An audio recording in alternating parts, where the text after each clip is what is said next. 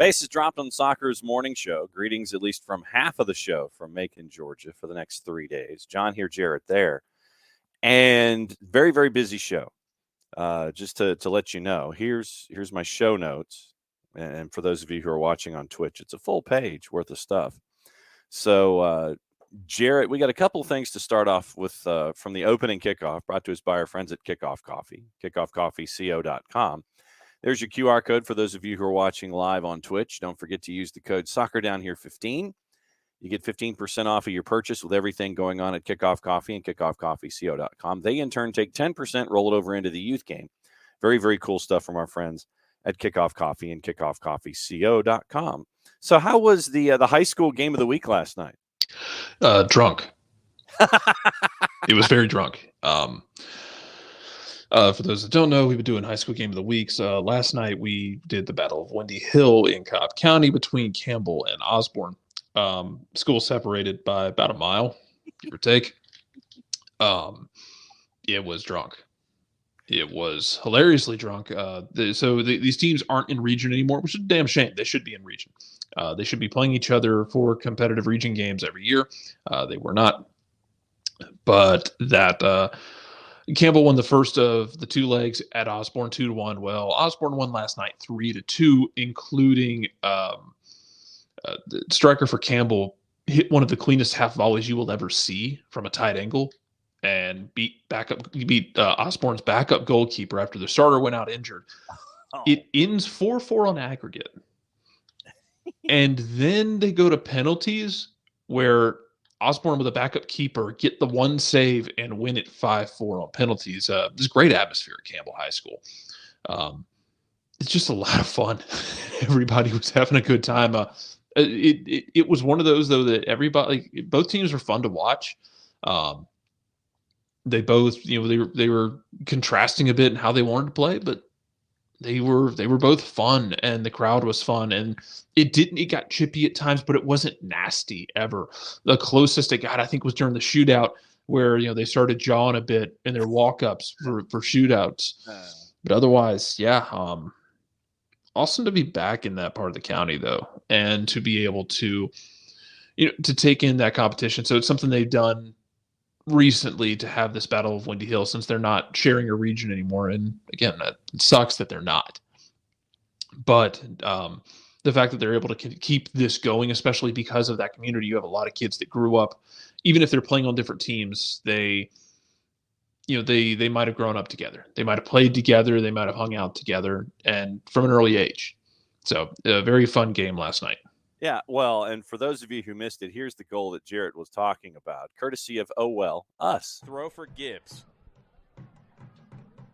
20 yards from goal. Gibbs launches it into the 18.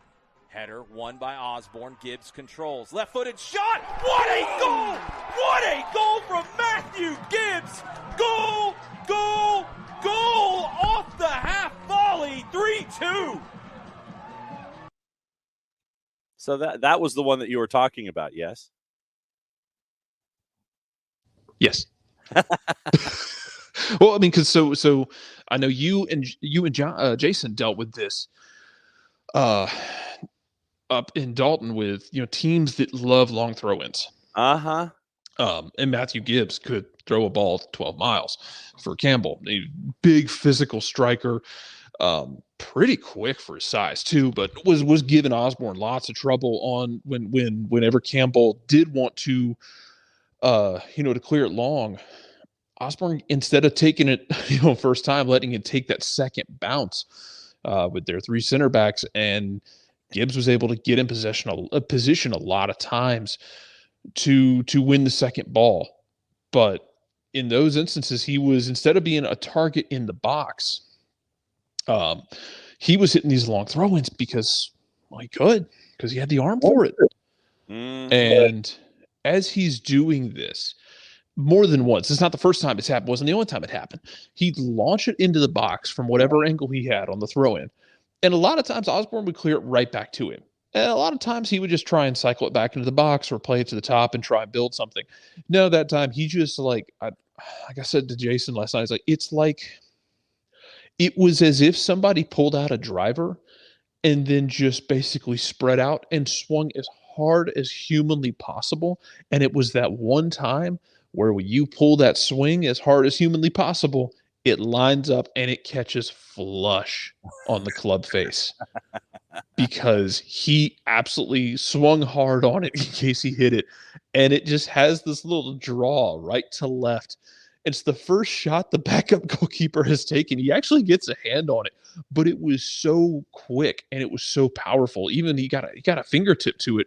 He wasn't going to change it. It was, I mean, you could have walked over there with his hand and put it in there. It would not have been any better. It was an awesome finish. Yeah, and so that's what we do with the game of the week when it comes to the high school game. So obviously keep an eye on that.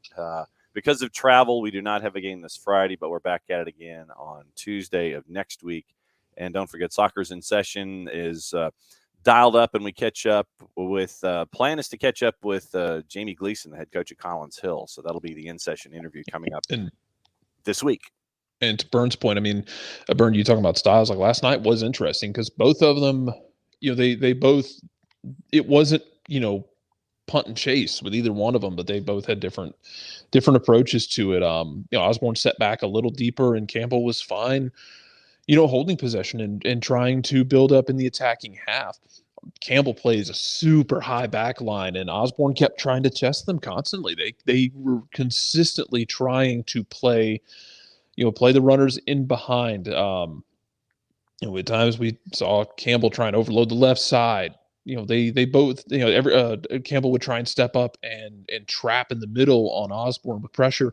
And Osborne was consistently getting out of it and then trying immediately to hit that vacated point between the back line and the midfield. A lot of line breaking passes. Like it was really cool to see both of them play in that way. It's just a lot of fun, really. Yeah. I know that Burns got a high school question. He says he appreciates the coverage that we do and wanted to hear our take on the general state of high school soccer in Georgia, how it's changed over the years, how it compares nationally, styles of play evolving, etc. When it comes to the state in and of itself, you've got the pockets in Dalton and Gainesville.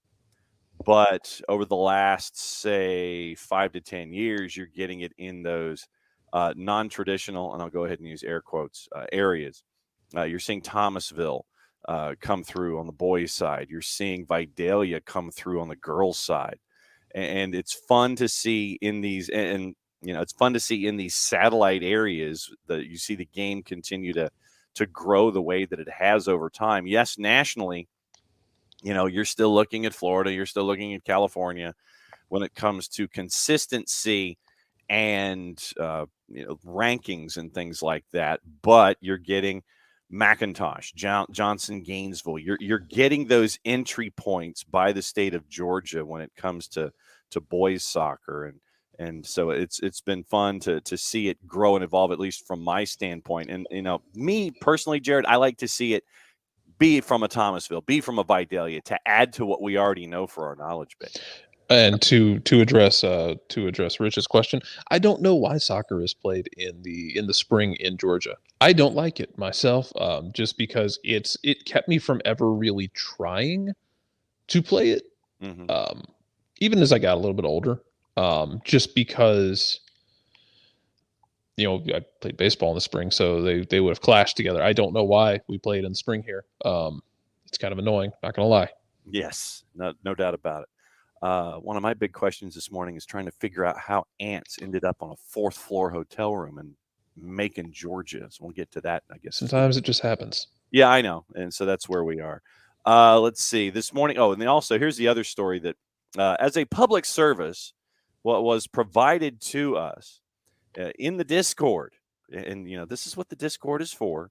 When you get to have moments like this, and Modiflow sent us a story in the Discord.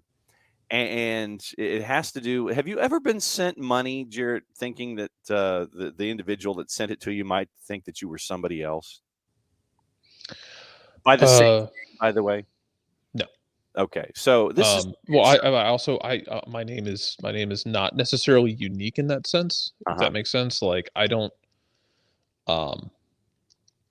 ever really have that problem.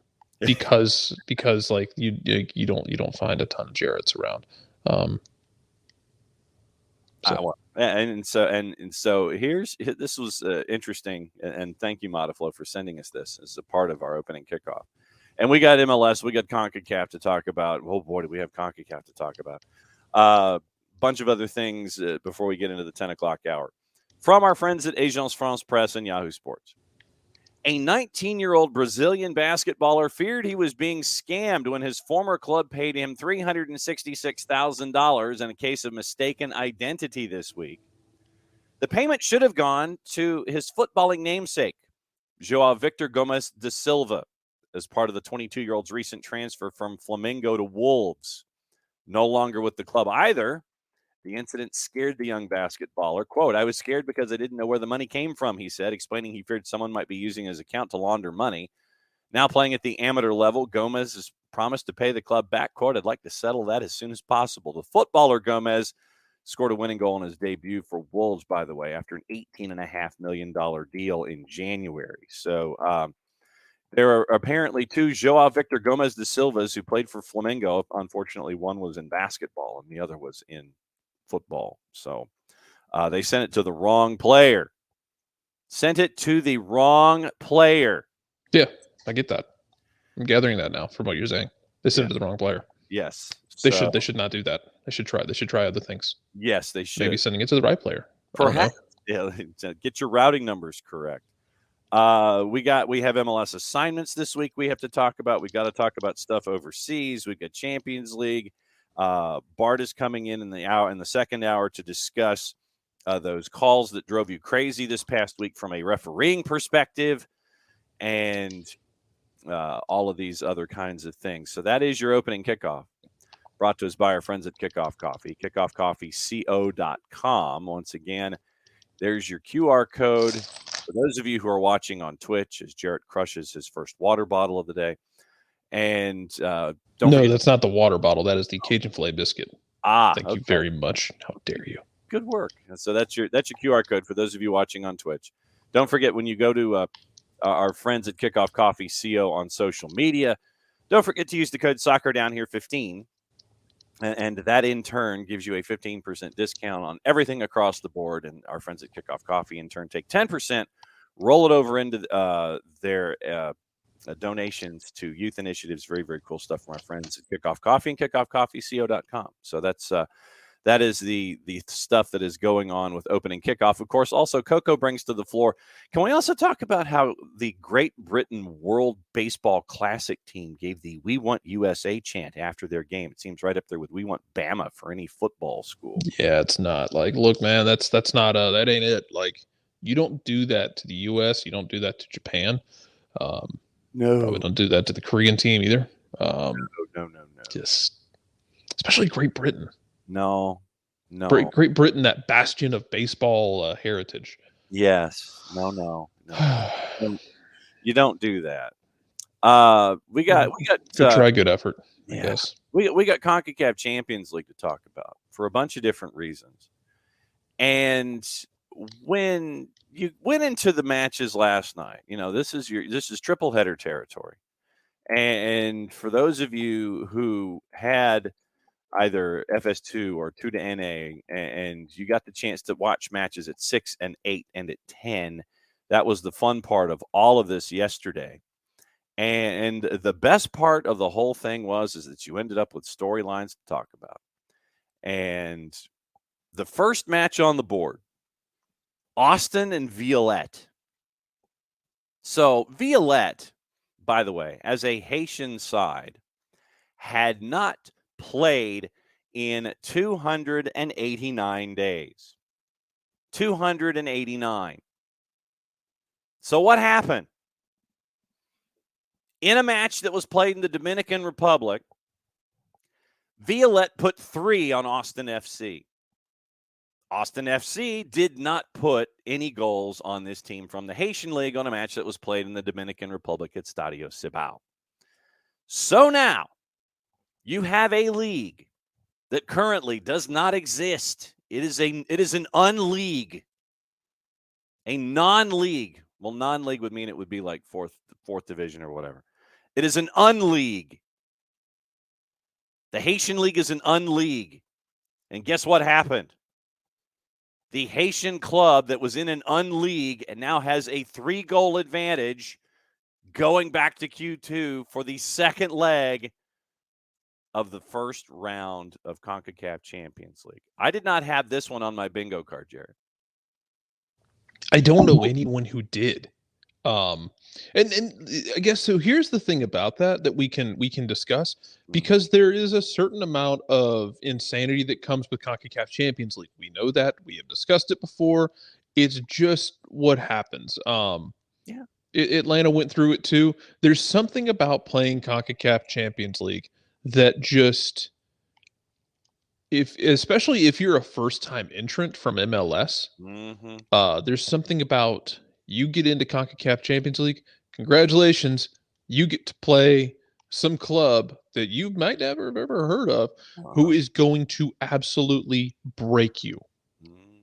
Now, Austin took it an extra step, as you mentioned, because they proceeded to not only lose to that Central American club in a fashion that was frankly very funny,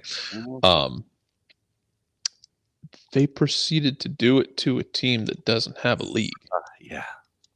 It's never not funny. No, except if you're a fan of the Verde and you have to bang your drum. That's a Verde problem, not a my problem. No, it is a Verde problem. And Verde's been kind of, I'm very curious what the temperature is right now with Verde.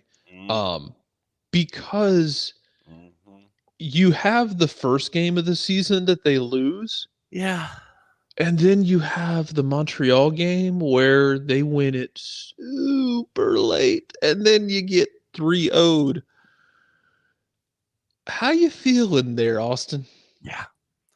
Yeah. No, and Tom, true. Yes. Haiti is not Central America. It is off to the east. I'm thinking traditionally. You're right. Thank you for the clarification. You are absolutely correct. But yeah, we are used to seeing MLS teams get CONCACAF'd, but that was a whole different kettle of fish that just unfolded, and it was very funny. Yeah, admittedly, it was very funny. Unless you're a fan of Austin, Burned with the point. CCL consistently exposes the worst flaw of Major League Soccer, i.e. the roster building rules. It's no accident this happens every year. That, and plus the schedule makers not giving you any favors. And I mean, you're rotating sides. I mean, we'll get into that with the middle match of the evening. And and the question from Coco this morning is: Josh Wolf on a spicy seat early if they lose the tie to Violette?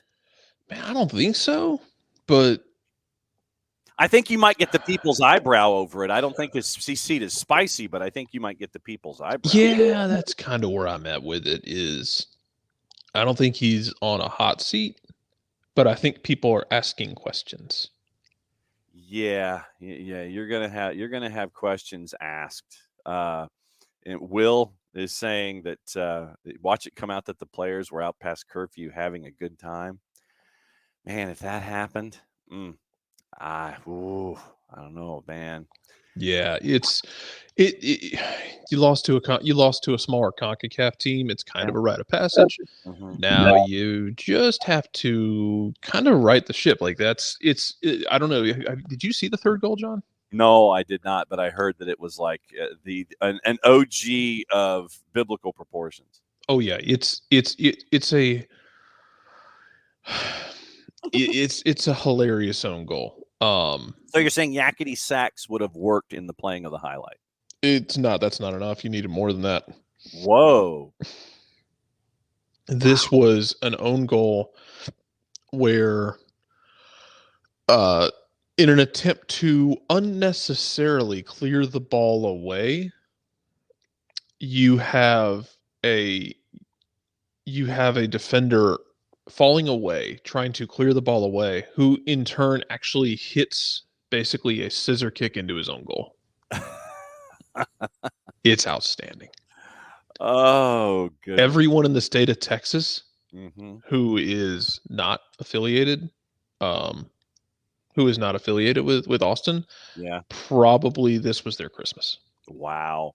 Will says, the Hawks almost never get swept in the playoffs. Yeah. Uh-huh. And Coco, that OG is a striker's dream, by the way. And the funny thing is that the striker for Violette now is your leader in the Golden Boot after match day 1. Yeah. Because he had a brace, you had a brace, and then OG.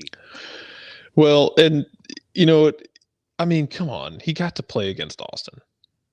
Let's take the piss for a minute here. Oh wow! All right. So, yeah, because like Austin, you're doing what a lot of people have done, which is, hey, we got to go to CONCACAF Champions League. Then what happened? Then we got there, and it didn't go well at all for anyone involved.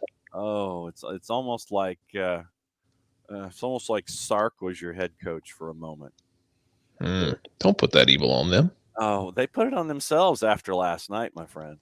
So yeah, Austin at Q2, they got a tall order, and then match number 2, Philadelphia and Alianza kind of went about the way we anticipated that it would. No goals. Philadelphia's there. They get out of town. They substitute. They do their wholesale substitutions to make sure that they can bring it home starting in the 60th minute with all the big names.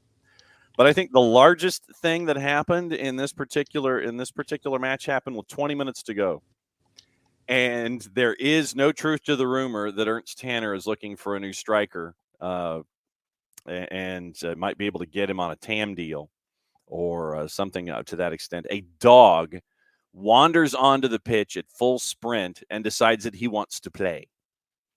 So he created a bit of a 12-on-11, and the dog, probably just kind of hangs out there at Alianza's stadium, and he saw his moment and he took it because he was more offense than you saw from Philadelphia. Hey man, but you know what? Like, okay, and Alianza both. I ain't mad at Philly one bit because you went on the road in CONCACAF and you did the most important thing. You did not give up a goal. Correct. It's the most important thing you can do if you are Philadelphia in that situation. You do not give up a goal. Absolutely. Absolutely, absolutely, absolutely. You saw it from Philadelphia. Philadelphia went in there. They played for a situation where they can win it at home. Yeah, and you love their chances. Mm-hmm. Absolutely, you do. So fantastic work by Philly. You did what you were supposed to do. You got out of Alianza where you can win it at home. And the question that I have with our furry striker has to do with the ball in and of itself. I don't think that after they removed the furry striker from the pitch at Alianza that they swapped the ball out. I mean, the dog literally tried to chew on it, clamp on it, and make sure that it was going to be his chew toy. He slobbered all over it, I'm quite sure. I mean, that's just CONCACAF standard, man. Yeah. So, and they didn't even swap out the ball, even if the dog had punctured it with his canines and his incisors. We just still played with it. I don't see why everybody's getting all bent out of shape about it. So they just still played with the damn ball. It's fine. And they did because I didn't see the ball get swapped out. So, but yeah, see, ultimately, that whole game, it's fine for Philadelphia's fine with all this, man. Absolutely. They got a road draw. Yep. That's the damn dream. Because now they can go win it at home. You went to El Salvador and you got a draw, and you got home. And you have the same situation that the purple team has. The purple team has the same opportunity. Purple team just did it in a weird ass way. That is true. And the black helicopters. If Nick were with us,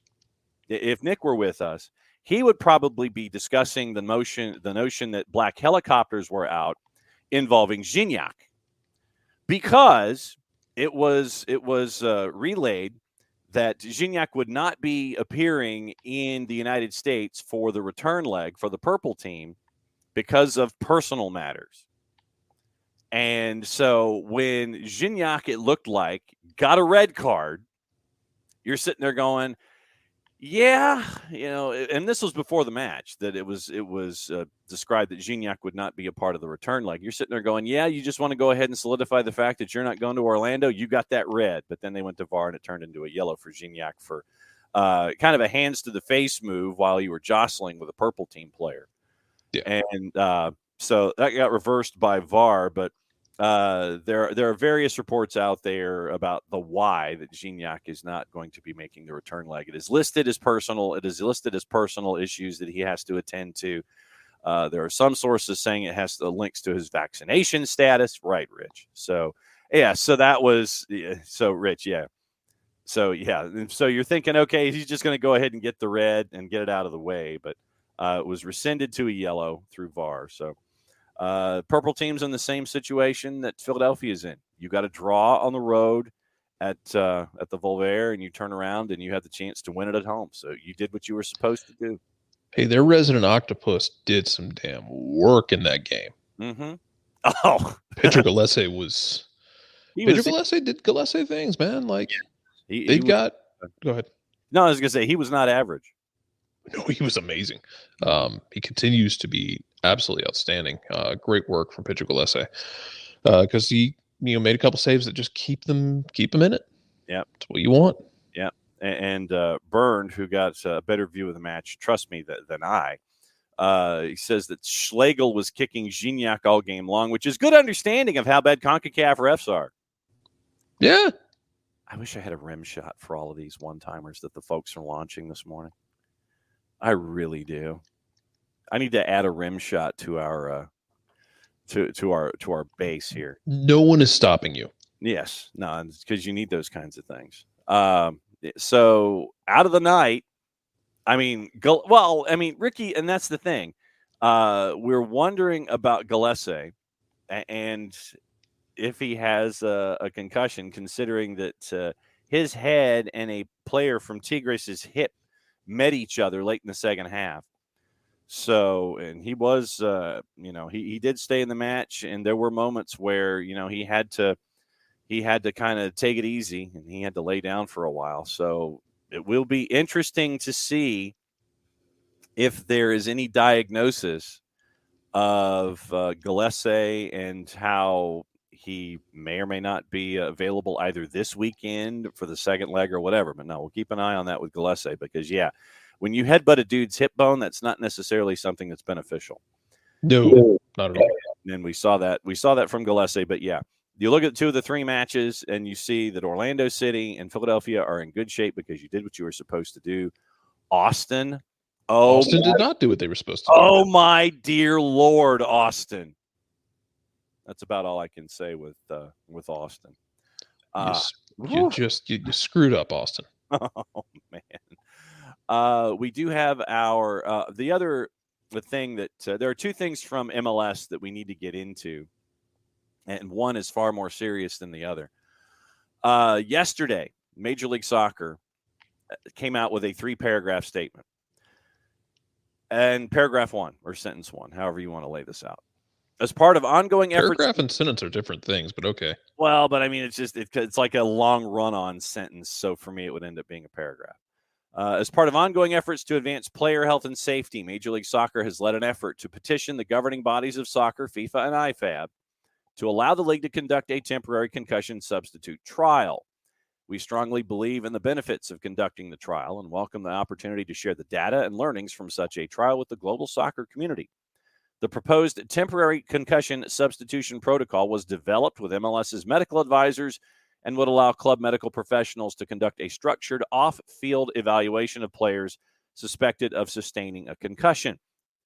We will continue to work together with the Premier League, Ligue 1, World Leagues Forum, MLSPA, FIFPro, and various other players' unions and associations from around the globe to advocate for conducting the trial. In the meantime, we will continue to evaluate our options as we work with our players and clubs on implementing our current MLS head injury/concussion evaluation and management protocol, which has been vetted and approved by the MLSPA. So that came out yesterday, and MLS continues to want to have the temporary concussion substitution trial.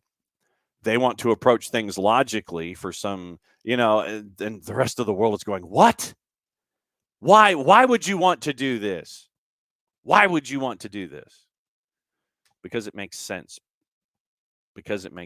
And for FIFA and IFAB to sit there and go, nah, it's about par for the course, frankly.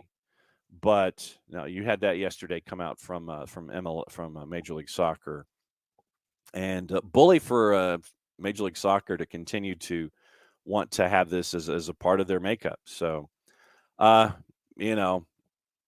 love that they're doing this, but I still have I'm not going to call it a fear, but I almost have an expectation, Jarrett, that you're going to see FIFA and IFAB wave their finger and go, no, you can't do this. You can't go on your own and go rogue when it comes to player safety. You can't do something like this. What are you thinking? And it would be par for the course for FIFA to continue to just stand their ground in a situation like this. It would be. If you're ever looking for the right idea, just assume that it's not going to be whatever the hell is done by FIFA. Yes. Like if it seems like the logical thing, FIFA ain't going to do it. It's just kind of where you're at with it. Because it doesn't benefit FIFA in the interim. No, it doesn't. Yeah, exactly. It does not. They don't. What do they get out of it? We don't get They're just gonna suck. The idea that we were the ones that came up with the idea. Yeah. If we didn't come up with the idea, then it's not an idea worthy of being expressed. Not an idea worthy of being come up with. Yes. So harumph and bully on all of you for thinking of something like that. Why would you want to believe in player safety? I didn't get a harumph out of that guy. Exactly. Harumph. Give the governor a harumph. Give the governor a harumph. You watch your ass. Give Governor Lepetame a harumph, people. And that sets us up for the William J. Lepetame Gambling Casino for the Insane. Yes, and that sets us up for History of the World Part 2, which I believe is up and running now on HBO Max. We have our assignments for announcers for Match Day 3. It's going to be Jake Zivin and Taylor Twellman calling the Atlanta United match for high noon on Saturday. Beat 2, 3, 4. That will be, I love Jake. I love Jake and what he's been able to do out west. So it would be the first chance that I will see. I think that really I don't think Jake and Taylor were supposed to call El Trafico and did not get the chance to do that because of Mother Nature intervening. But it would be the first chance that Atlanta audiences, I think, get the chance to listen to Jake and Taylor in this new incarnation for them. Blake Price and Paul Dolan get FC Dallas in Vancouver. That's at 5:00. Terrans and Kerr are in Cincinnati for Seattle and FC Cincinnati. The other 7:30s. Tony Husband and Ross Smith are in D.C. for the Purple Team and D.C. United. This one will be interesting because of what we've been talking about with Orlando and Pedro Gallese. Does Pedro Gallese turn around after playing on Tuesday and play on Saturday with what we saw in the second half? That will be interesting. Callum and Kalen are in the Bronx for Inter Miami and NYC. Jen Hildreth, Lori Lindsay are in Philly. They're in Chester for Chicago and Philadelphia Union. Steve Cangelosi, Danny Higginbotham. So the Kanji Man and Danny are in Toronto for Toronto and Columbus. 8:30s, Adrian Healy and the American legend Kobe Jones are with LAG and Sporting Kansas City. Kevin and Kendra. Kendra gets the home game this week. Red Bulls at Minnesota United. So Kevin has to go and see Kendra. Chris Whittingham, Jamie Watson are in Nashville for CF Montreal and Nashville. Your 9:30s, Keith Gostigan, Mo Adu are at RSL hosting Austin, and that will be an interesting one. How does Austin look coming out of what happened yesterday? Your 10:30s, Rogo and Heath Pierce are in Portland this week as St. Louis City SC takes on the Timbers. Nate McCady, Danielle Slayton are in San Jose, so Danielle gets a home game as she gets to call the Quakes match with Colorado. And Max and Dunny, Max Brethaus, Brian Dunseth on Sunday night, 10:30 for LAFC hosting New England Revolution. So that is your That is your English language announcer assignments for match day 3. So that's where everybody's going to be for those of you that partake in MLS Season Pass, for those of you who wish to observe. So that's your assignments coming in for match week number 3. And Coco is already saying, I'm going to be listening to the Charlotte radio call on Saturday. Have no interest in listening to TT. And so reminder that speaking of the Charlotte radio call, and friend of the show, Jessica Charman, the other half of that combo, Will Pelagic, will be on with us tomorrow morning at 10. So I have to remind Will that he's going to be on with us tomorrow at 10. But Will Pelagic, Willie P, is going to be on with us tomorrow morning to discuss the Charlotte perspective, getting ready for this particular matchup. Ricky, with the public service, reminding us about the Odyssey app still being an option. Ricky will be in the building. It'll be interesting to see how many 17s will be in the building making the early morning trek. All right, so here's the question. How many of you are going up the night before and getting settled, considering it's a noon kick? I mean, you're talking what, Jared, a 4-hour drive? 4 or 5. It depends on where you are, because, again, Atlanta is a weird place where, what we think of as, might be a 4-hour drive. For some people, it might be 5 or 6. For others, depending on what part of the city they are in. That is true. So Nix has come up with the number. He says that he's seen over 1,000 season ticket holders are going to Charlotte. Cool. Oh, okay. So Nix is heading up the night before. Ricky Ricardo is going up the morning of. Tom Russo is going up on Friday. And Tom, to answer your question about Gigi, I think he went to Canada. I don't think he went all the way back to Greece. He went, well, I think he was in Toronto recently. Yeah. And we talked about that. I think it was he had to leave and re-enter the country with the correct visa. Right. I think he did go to Greece when he left Scotland. Yeah, because he might have had to go deal with some legal issues, like not bad legal issues, but like visa or passport issues in Greece. Yeah, I think that's how it went. I think it went from Scotland to Greece to Canada to the U.S. I think that's how it worked. I think that was how your world travel worked. So them's a lot of miles. So we'll see what. We'll see what the deal is with Giacomakis now that he's here, and how many minutes does Tank end up with this upcoming weekend? That is going to be the question, at least for me, is how many minutes up against the window that Giacomakis ends up on the weekend playing against Charlotte. So. We'll see what the numbers are and see how healthy he is. And I mean, obviously conditioning is there, but when it comes to game state and everything, so we'll see. But I mean, he came in and gave you 35, was it, on last tour? So you figure he's good for 45. Does he start? Does he give you 90? We'll see what happens. So that's going to be the fun part. But yeah, so we'll see what the deal is with Giacomakis working his way through. But yes, Ricky Ricardo, 3.5 hours from Gwinnett. Bummer 1, Channel 2, early morning Saturday. Michael Valverde. And everybody combined with Michael, because I know that Michael's got the shortest drive of all of us. And so combined with Michael, so figure out where all of you 17s are going to be and you're camping out so Michael can hang out with you guys. I don't know. I think we got a couple people who are closer to like, closer to the Carolina side like that. So I mean, it's find out where you need to stop from them. Yes. That's where you're going to find out like what you need to get done, who you need to go see, where you need to stop, all that sort of stuff. Hey, where do you need to go get dinner from? Where do you need to get breakfast from? Find out the good places. Those are the answers you want. Yes. Yes, those are the answers that you're hunting for. Look at where all of your appropriate restaurants and exits are. Make sure that you figure out where your exits are, where you can you can go and you can get your food, get on, get off quickly.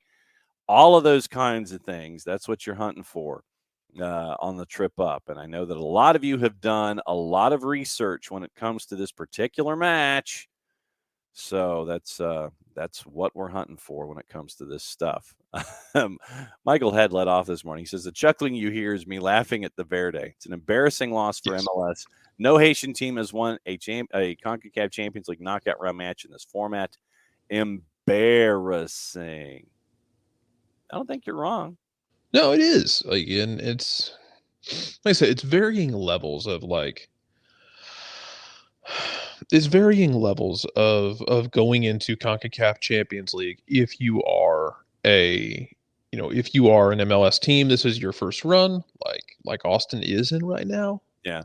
But man, there's a difference between Atlanta's first time when they went. What did they lose? 2-1, 3-1?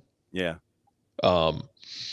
And just didn't just almost shell shocked by the entire existence of CONCACAF Champions League. Correct. And that's kind of going to happen, but man, you hope that even at your worst, that you won't get 3-0 in their building where it's not over. Mm-hmm. But and we'll go over as we get closer to the second leg, man. But y'all know the drill. I'm not telling y'all anything new. It's going to be about making sure that. It's going to be about making sure that for Austin that they get that first early goal and put the pressure on. Yes. Get something inside of 20 minutes. Mm-hmm. Because then, if you don't, it starts to ramp up on you. Mm-hmm. And it will continue to do so. And that's what we're staring at. And that's the biggest thing is you get that first one. Then Violette kind of sits there and goes, oh, bleep, what have we gotten ourselves into? And then they hang on, and then they play against type, and then they're going all of those things that didn't go well for them in the Dominican Republic. So we'll see what happens. But, yeah, all the pressure is on the Verde. So it is Austin, you were going to hear about, if you do not get this done on the return leg, you were going to hear about it for the next ever. And I don't know. Yeah, pretty much ever. Yes, you're going to hear about it for the next forever. So you got all that. I know that some folks wanted to get into Champions League before we get into the top of the hour, and I know that you've got 7 minutes before you turn into a pumpkin and have to deal with the real world. Scotty Too Hotty's got to be out of a job, doesn't he? Man, maybe. You lose 5-1, 7-1 in the aggregate. You've only won 2 of 12 since you've been in charge. Your gap has started at 12 points, and you're now at 19, trying to chase Ajax's Bruges. You were down 2-1, and then you lose. It's 2-0, and you lose 5-1. I'm like, oh, Scotty Too Hotty. That can't be good. That can't be good for Scott Bart. Not my problem. Not your problem, no, sir. And then Coco this morning.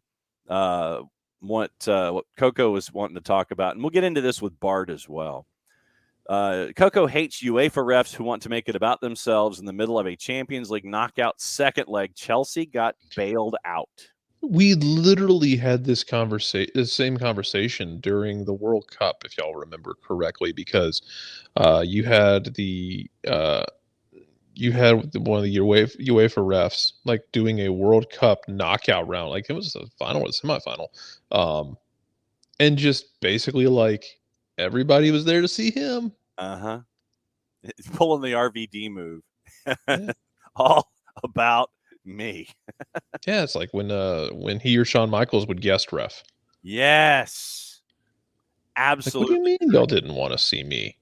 I know. Of course you did. Come on. Don't be silly. Absolutely you wanted to. And you got 2 matches today in Champions League. And Bayern's hosting PSG. Bayern is a favorite at a -132. PSG in this particular match is north of +300. A lot of that obviously has to do with not having Neymar for the next 3 to 4 months. And this is legit. This is not Neymar.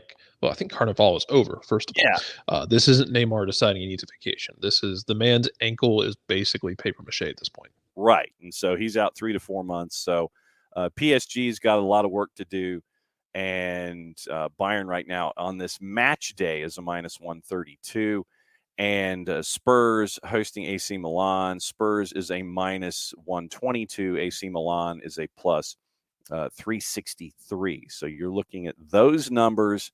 You're looking at those numbers today in these particular matchups. But yeah, Bruges got absolutely hammered. Gonzalo Ramos scores twice for Benfica, 5-1 on the day, 7-1 in the aggregate. Just yow.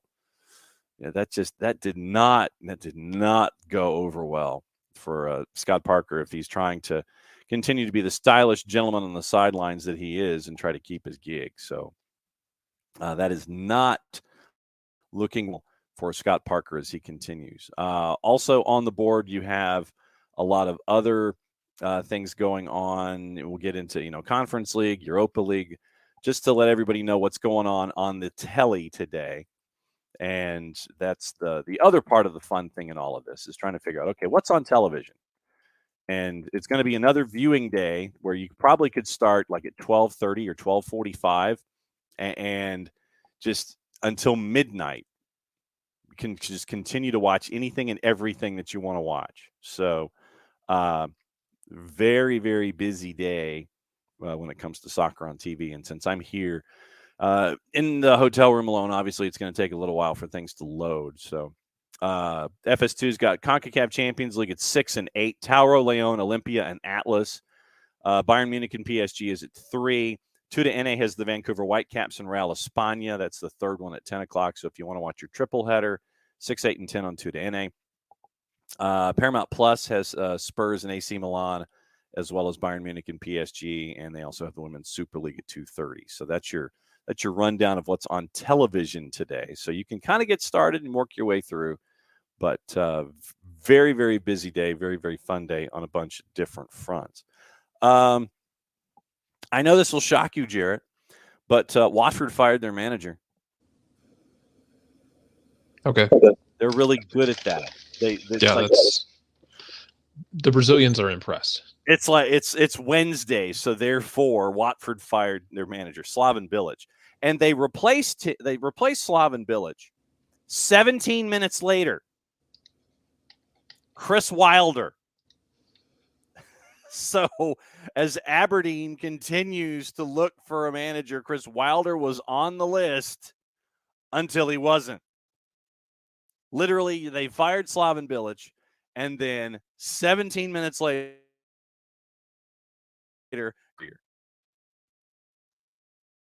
so Aberdeen is still looking for a new manager. What? Oh man. Oh good. Yeah, and Coco, I think you're square. That Coco wants to ask if Watford is a Brazilian sleeper club. Might be. I don't think you're wrong. No, yeah, it might be the fact. They might be a Brazilian sleeper club. It'd be an amazing existence, wouldn't it? Yeah. Yeah. Yeah, and Will, see, this is why once again I need the rim shot. Will says that you could say that they got beaten and proved. See, I can't even take credit for that one. And Will, by the way, as a public service, early in the Twitch pitch, for those of you who are following that way, the Soccernaut kits for Hunt City are online for pre-order. Those Hunt City Soccernaut kits, the Soccernaut 256 kits that you saw that were absolutely amazing, Jarrett, that are going to put a hole in our wallets, they are up for pre-sale. And on that note, I think Jared has gone to go buy the kit. I think that's what Jared is up to. So I can't say as I blame the man. So he's chasing after things. And so thank you for posting that the Soccernaut 256 kit is available. And as a public service, we love you all for doing that. A couple of other things before we get to the top of the hour. Yeah, no doubt. Yeah, Ricky, I think you're right on. PSG is donezo. And Will, I think you are also correct in the assumption in the second leg. Violette is going to be wasting time on the opening handshake. Any time that they can sit there and figure out, okay, and they're going to figure out how many different dudes can get yellows and not be penalized for it, in the next leg. And it's just like, okay, so we're going to get out of this leg and we're going to get out in one piece. You're going to have like 9 gazillion folks who are going to sit there and figure out, all right, how can I get a yellow card and have it not affect my club? That's what I'm hunting for in all of this. How many yellows for time wasting or anything are we going to see from our friends at Violette at Q2? I think everybody's going to get a freaking yellow card. I think everyone is going to get a freaking yellow card. Like I said, that's just me. I think they're going to get yellows. You're going to get a yellow. Literally, it's going to be like the Oprah meme. You get a yellow, and you get a yellow, and you get a yellow, and you're all time wasting, and we don't care. So that, wow. And Hutch, I did see the vote yesterday. Let's see. I know that, yes. Yeah, a lot of folks are talking about the Austin own goal, as you should, frankly. Yeah. That own goal, own goal was epic. Bro smashed it into the net. Yeah, he did. And Ricky, as we mentioned, the road trip to Charlotte, and we'll probably have to talk to Will about this tomorrow. Ricky with the public service announcement. No Buc-ee's between Atlanta and Charlotte anywhere on 85. What in the world? Yeah, you're going to have to rely on the Pilots and the Flying J's. I'm trying to remember when I go up 85 and it's like you go past Chateau Alon, there's not a whole lot there. You go to Commerce, you got the Outlet Mall exit, the Banks Crossing, where there's everything. Then you get to Livonia. Then that's your next run before you get over the border. Then you're into South Carolina, and then you get to the Anderson exit, which takes you past your first shots to go to Clemson. The Anderson mega exit is where you've got a lot of stuff. But, yeah, this is like Pilot Flying J territory. This is what you're hunting for, really, for stuff and working your way up north that way. Yeah, there really aren't any Buc-ee's, so yeah, it's going to have to be Pilot and Flying J. I think that's yeah, I think that's what you're really staring at. Okay, so Will is suggesting Smoking Pig for the drive up, and once again, we've got all week to figure this out. For those of you who are remembering what you're trying to do on your trip up, you've got a couple days to figure it out. But today's hints are good. Today's hints are very, very good. We like this. So once again, this is what the conversation's about. Let me get into the Telegraph really quickly. And it was one piece of news that I know that Nix is going to cringe about. And I'm avoiding like referee stuff because I want to get into that with Bart because there are moments that I wanted to get his refereeing and officiating genius to bring in here to discuss these kinds of moments. So Leicester City, and we mentioned this in Premier League, Leicester City has a record loss, £92.5 million. But they insist, from John Percy at the Telegraph, that their summer rebuild is on track, whatever that means. A significant squad revamp is expected at Leicester in the summer despite the losses.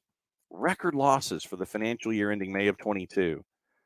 Compliant with financial fair play, still preparing for a major revamp. There's going to be some pressure to sell players, but with Tielemans, Soyuncu, Ayoze out of contract in June,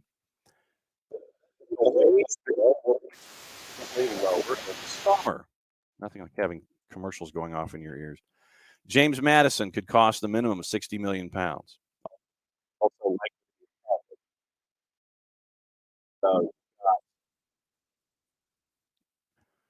Thailand duty-free retail company King Power. Huge losses 21 and 22. Forecast for some time. In its statement, the club said the vast majority of losses was down to continued player investment in the decision not to sell any first-team stars in the summer of 21. They spent around £50 million by bringing in Samare, Patsandaka, Yannick Vestergaard.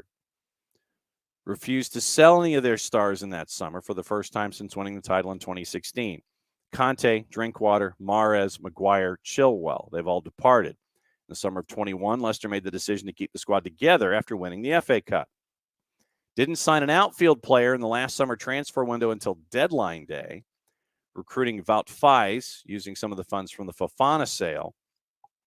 Brendan Rodgers signed 3 new players in January, and those were also possible with the Fofana money. They insist commercial and sporting revenue figures are both on the up, no fears of breaching FFP. However, the club is fighting to avoid relegation from the Premier League. They're in that third group that we talk about, that we catch up with on Prem and Proper. 8 teams separated by 6 points at the bottom. They're in that group. Fighting to avoid relegation, dropping into the championship, and that would be huge when it comes to their finances. 15th in the table, 2 points above the relegation spot. They've got Chelsea at the King Power on Sunday. So that is what you're staring at with that's what you're staring at with Leicester right now. So I know that Nick's and a couple of others, you're kind of sitting there going, this ain't cool. And it's not cool if you're a Leicester fan right now. So Smoking Pig, I would say Smoking Pig is what they give. Okay, so I was not aware of this. Usually, Will, when I go to Clemson, I end up going to the Esso Club just because I'm 700 years old and I go to places that I would always go to.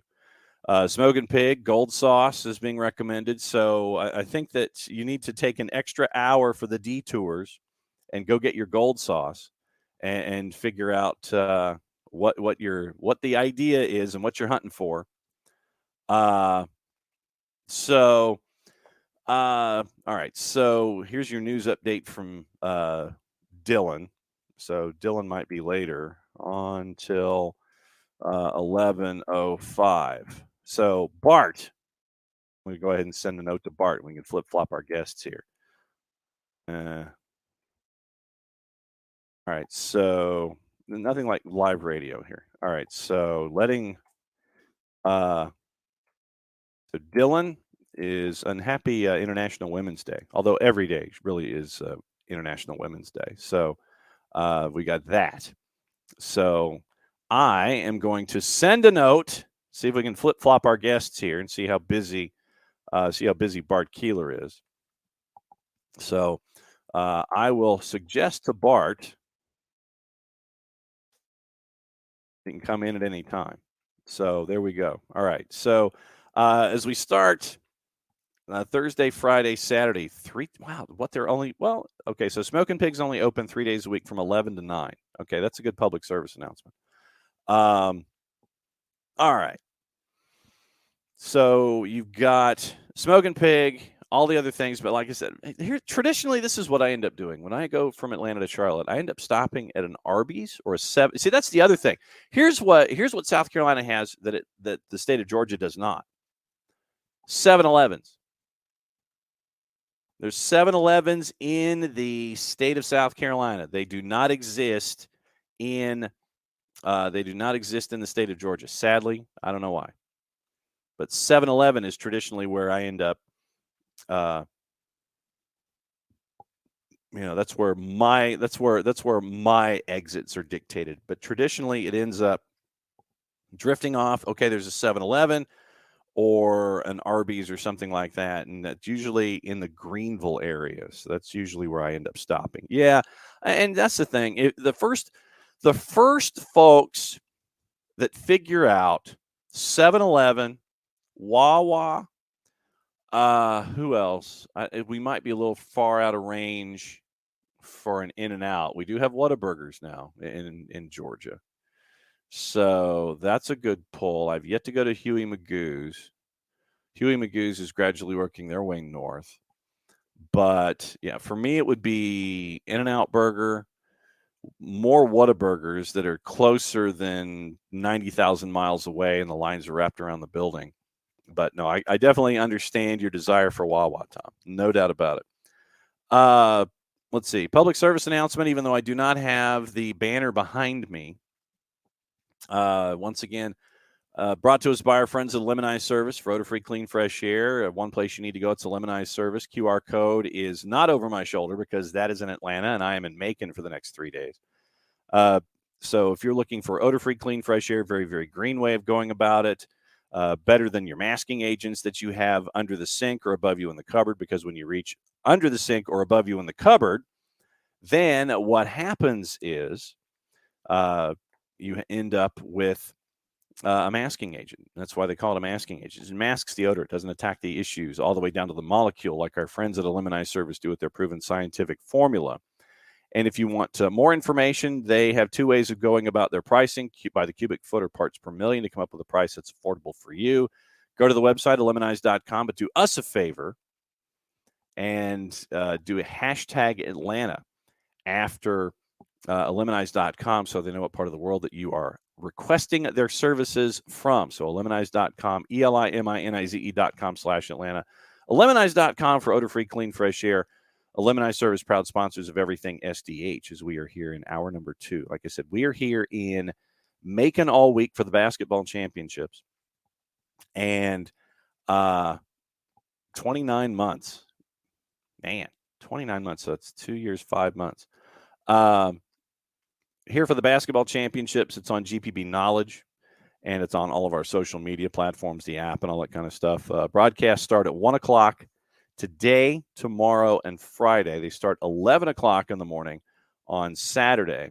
And so it is 20 games and or competitions in about an 82-hour period. So I'm guessing by Saturday morning we're going to be kind of punchy. So we'll see what happens. But very, very cool stuff that we're down here in Macon for. And on the hop, tremendously done. You know, I give my tip of the hat to this man, Bart Keeler, who came in early and was ready to. Wow, was that a bird? No, I'm in the office, so who knows what that was. Oh, it sounded like a bird chirping, or was it like a marker that was? No, probably someone making a squeaky noise somewhere. Oh wow, because that was wild. I'm walking into a huddle room right now, so. Okay. So you're walking into a room to try to avoid folks knowing that you're dropping in on a soccer. Right. Well, I don't want to get you in any trouble now. I mean. No, this is my standing meeting that I have every Wednesday. Okay. Okay. Oh, so this meaning this is your standing. Absolutely, yeah. It's on my calendar every week. Okay. All right. So what I wanted to do, Bart, this morning was I wanted you to have your referee's outfit on, because there were a couple of moments this past weekend that I kind of wanted you to talk everybody through and, kind of give the officials' point of view from a situation, understanding the context and the three-dimensional aspects therein. I feel like this is Alice's Restaurant describing refereeing. But there are 3 moments I know of that I wanted to get into with you this morning from a referee's perspective. And the first one is the goal, no goal, offside in the Atlanta United match, where Atlanta United thought that Giacomakis got the game winner. Purata was called offside. You go on his Twitter account. He says he was on. Walk me through from an official's perspective. I mean, and you can do this 2 ways. You can look at it from a fan perspective and then put your fan jersey to the side and put on your official's jersey. But walk me through it from the official's perspective and even drifting into your fan perspective about the goal that wasn't, if you so choose. Well, first, let me get my fan perspective on and just say that if it does feel like you were cheated, I understand why you feel that you were cheated a goal in that scenario. I also think that as a fan, my team relying on referees getting every call 100% right is not a recipe for success in the long term. And Atlanta United, despite looking like a more competent team, still looks like a team that is not very good at winning soccer games. Well, Bart trend kind of continues. All right, I'm gonna call last year. That's my fan perspective. Okay, so your fan perspective, I'm gonna call timeout for a second and rebut with the notion of when a team scores an early goal, which I know that drives fans crazy. Well, we could just not let that happen, John. I'm sorry, but that's the problem is we've given up 2 very easy goals, Bernadeschi's goal was Ooh, you gave him just too much. easy, So, I mean, stop giving up easy goals. True. There's that. Yes, there is that. But at the same time, I would also posit that in a situation, and it's cause and effect. I will grant you cause and effect here in this for both of these situations, for against San Jose and against Toronto, that when you are down a goal and you have a team on the road who, in Toronto's case, frankly, seemed profoundly disinterested in doing much of anything offensively. That it's like they literally didn't want the ball. They thought the ball had cooties and wanted nothing to do with it. And it's like if they couldn't get that one rush going on where they had the odd man, then it's just like, all right, to hell with it. And we're going to let Atlanta do all the work. And, it's just they seemed disinterested in doing anything, especially when they had a 1-goal lead, which is their prerogative because they had a 1-goal lead on the road. But it's just you're fighting uphill against a box that is packed with 17 Toronto FC players the entire time. Yeah, I mean, John, this is revolutionary. Atlanta United has, especially under Gonzalo Pineda, has never once seen a team try to do this. And credit to Bob Bradley for coming up with this groundbreaking tactical plan to just be negative and not try to play soccer against a team that clearly wants the ball. The sarcasm font is strong with you this morning, Skywalker. So my fan hat is still, we should be winning those games. The fact that we are not, the fact that we pumped in 80 crosses and took 70 shots from outside the box or whatever the final numbers were, is, I know, talking points, but they are not recipes for prolonged success. Now, I will say that if you're pumping in crosses to a guy like Georgios Giacomakis, that's going to be a slightly better success rate than pumping in crosses to a guy like Joseph Martinez, who just is a little bit better in the air in the box than Joseph is able to be, just because height and health, physicality differences. Yes. I still feel like the team is struggling to actually create good goal scoring opportunities outside of get the ball wide and cross it in. But we can switch now to the referee side of things. Yes. And so fan jersey is off. The fan jersey is off. Referee jersey is now on. Now, I will say I'll dip a little bit into fan again, though, to say that when I was in the stands and I watched that goal go in, I did feel like Parada was offside, because obviously from my view, from the opposite goal, it did look like he was possibly in an offside position. That said, the referee decision, I don't think was incorrect. I still vehemently believe that if you had the angle, that you would see Parada's shoulder, which is a legal, playable part of the body, was closer to the goal line than any other Toronto defender's playable, legal part of their body. So I do believe that the call was correct, that he was in an offside position. The ball was played to him, and he gained an advantage by playing the ball then across to Gigi, and therefore he's offside. Now, as someone has already mentioned in the chat, my concern is that the assistant referee on that side was neither in position to make the call. She was not on the line of offside. And she was also leaning back while making this call in the kind of still frame that I've seen. And that to me is concerning, because if she's making that call while being out of position in a league that has video assistant referees to help make these types of calls, because unfortunately, as much as these referees are trained, you're not always going to be in the correct position, although I'm not sure why she wasn't in this particular case. It was disappointing that the call was made offside when I don't think the officials on the field put themselves in positions to make the accurate call.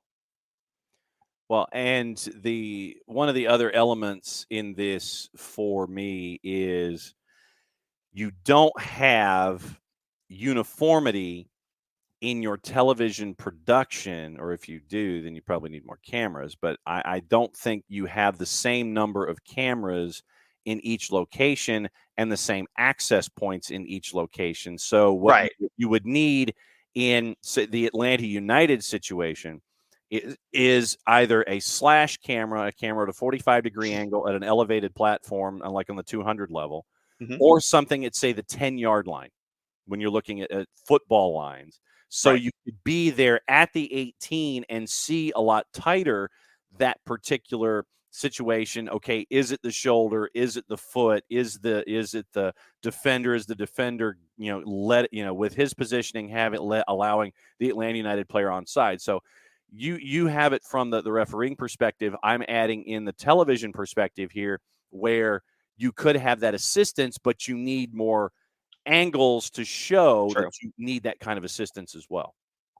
And that's absolutely something that, from an MLS perspective, and honestly from a Mercedes-Benz perspective, I'm a little shocked they don't have that capability, because thinking about the amount of events that take place in that arena that might benefit from having that, I'm shocked they don't. I think, again, the call was correct. I don't think they should have made the call. That's just where I am. I don't think that flag should have come up in that situation, where you're, as an assistant referee, you should know you're out of position slightly. As an assistant referee, also, you should understand, in that case, when it's not at all clear cut. I will fully say that this is not a clear cut call, especially if you were to look right down the line. Right. I'm not sure why your flag is going up in that situation when you have VAR, especially because it directly resulted in a goal. It wasn't like Parada headed it, Gigi then missed it, and then there was a rebound, and then you put your flag up, right? Like, if that were the case, that maybe it was one or two pinballs after that, you put your flag up and say, no, this player was offside. I'm more okay with that after the play has kind of resolved. But in this situation, I think it was very unwise of the assistant referee to put their flag up, especially when most of the time they are instructed to keep it down unless they're 100% sure. And Coco has a point where full speed, it was not clear cut. I don't know why she made the call. It's not clear. 100%. She made the call because the angle she was looking at it from her positioning, which again was not accurate, she saw Parada offside. So that's why she put her flag up. How difficult is it for officials to view a game in full speed and try to interpret the rule book in your head, or administer the rule book in your head? I don't think you want to interpret. Well, you do want a little interpretation. You have some interpretation, unfortunately. But when it comes to administering the rule book, how difficult is it for officials to gain the confidence to just let things flow? How long did it take you, or is it still kind of a learned experience about becoming comfortable with letting things flow from an officiating perspective and just let things be, as opposed to thinking about it and then making a call?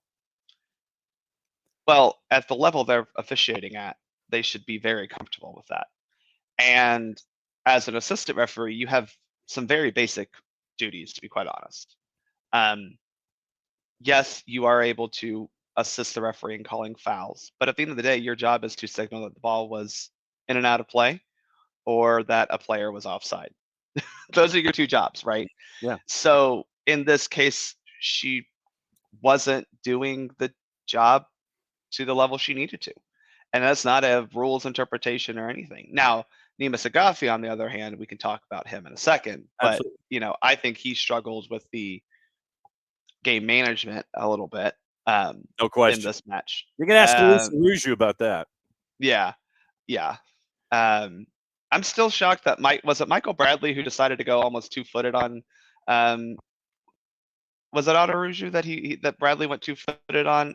It was one of those where I was like, okay, we got a yellow card. I think Rossetto got a yellow card for one, or no, Ibarra got a yellow card, much deserved. Good job, Franco Ibarra. That was a deserved yellow card. I'm not mad at it. But then I think Bradley did something very similar, and the referee didn't give a yellow card to it. And to Coco's point, Sean Johnson got away with no yellow cards despite literally wasting time from like the first goal kick. Yeah. And it was very frustrating for Nima to. This is where I had an incident a couple weeks ago with a coach who clearly had no interest in respecting my authority, but not even authority, just my trying to make the game go on smoothly. Yeah. Right. Because that's ultimately the job of your referee, is to make sure the game is played at a fair enough level for every single person to play. Not one team, not the other team, but for everyone. And what Sean Johnson and Toronto were doing was incredibly against, in my opinion, well, you could say CONCACAF, but it's incredibly unsporting, right? Like literally anti-sport. They were trying to not play the sport. Exactly.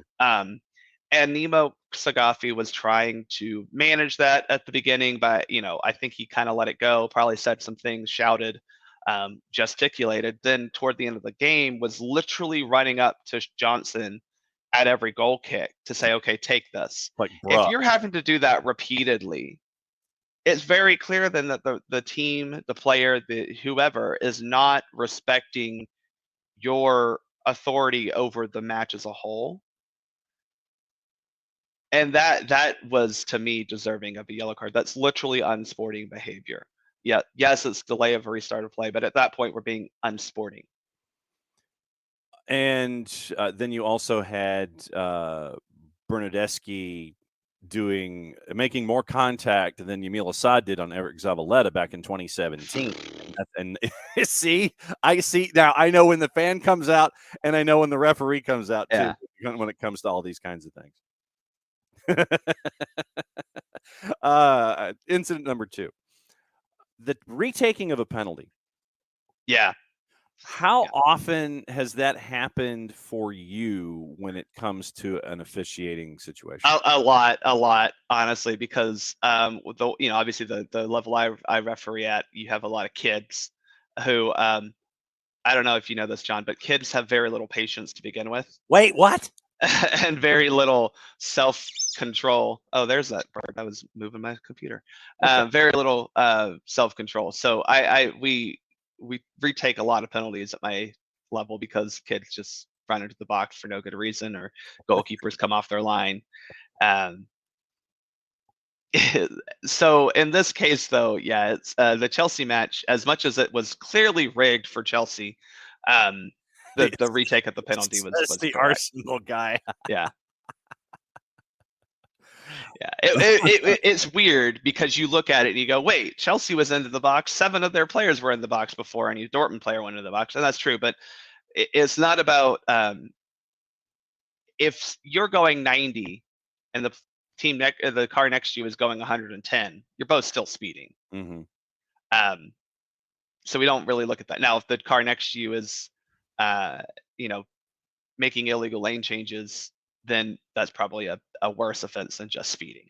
So that's what we look at there. Is it's not about who infringed this particular way worse. It's, did someone do something worse? So the example in the laws of the game is feigning a penalty kick. So meaning you step up and pretend to take it and then don't. That would be the only time that a re-kick is not given. So in this case, the referee got it correct. I mean, the free kick or the penalty kick has to be retaken. You both were into the box, and you gotta retake it. Michael Valverde, if you were king for a day, I'm guessing referee king for a day, wouldn't you change the encroachment rules? I mean, to what though? That, Chelsea entered the box first, therefore Dortmund should also be able to enter the box? Because the other problem is that the Dortmund player who encroached on the penalty kick was the one who then touched the ball, right? Okay, so Coco's like, I'm sorry, if you encroach the box and your team's taking the kick, you lose the kick. I mean, I understand what you're saying, but the problem again is that you have both teams doing it. Yeah. Now I agree that I think that if we do have provisions in the laws of the game where if Chelsea were to have just missed it, then you get your. We're not. Yeah, that would be one thing that we definitely need to make sure of is Chelsea just if Havertz misses that, nothing comes from anyone encroaching, then we're good. It's the same thing as like if that would be something that I would like to see. But like we do have the provision where if goalkeepers are not fully on the line, right? Like they don't have one part of one foot on or behind the line before the at the time the kick is taken. Right. But if Havertz were to have missed, but yet the Dortmund goalkeeper quote encroached, then at that point we move on. Like you missed it. The goalkeeper got no advantage from that. Two other situations that I want to have you wear your referee kit with this week. Bruno Fernandes is catching all kinds of holy hell for making contact with the AR. Mm-hmm. When it comes to players kind of tapping you on the shoulder, making contact with you, that kind of a thing, how are you when it comes to dudes that like to get into your personal space and sit there and they want to touch, they want to do that element of it? Because there's something else I want to get into that's not quite touching, but I want to tackle this separately when it comes to what Bruno Fernandes did in touching and things like that. Yeah, I think the overall, like, I've one of the TikTok accounts that I follow is a referee, and I liked his point. He said soccer is not a contact sport; it's a collision sport, and unfortunately, that extends to referees. I can't tell you how many times I've been in the middle of the field, running around, and a kid runs into me or needs to push me out of the way to get to a ball, and these things happen. Kids will give you a handshake or fist bump, or guys will pat you on the back after a call. It's not like, you have to understand that everyone's tensions are a little high, but at the same time, we're also trying to create a rapport with the players that, hey, we're all here to have fun and enjoy the game. So sometimes it's that. Now, there does come a time where that line is crossed and we're beyond a friendly gesture or a, hey, idiot ref, move out of my way, you're in my way to get to this ball. Like you have to understand that a lot of times you are in the way of the teams playing.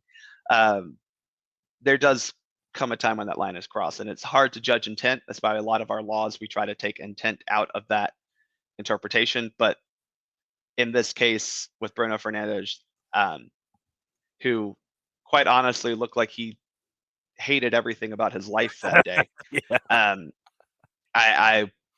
I feel like there was some malicious intent, not necessarily intent to hurt, but definitely some anti-referee, anti-sporting, definitely thought processes there.